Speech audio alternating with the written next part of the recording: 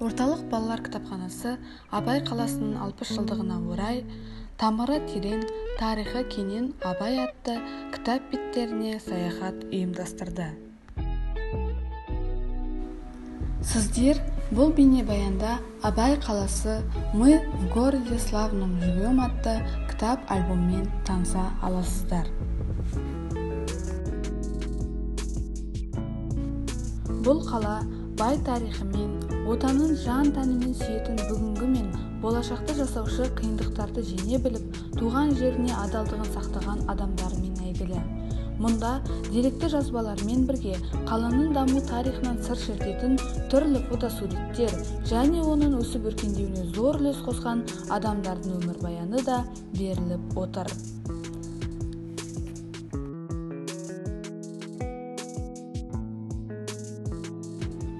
Кітапта көпшілік оқырман үшін қызықты әрі пайдалы мұрағат деректері пайдаланылып, байырғы тұрғындардың естеліктері орын алады.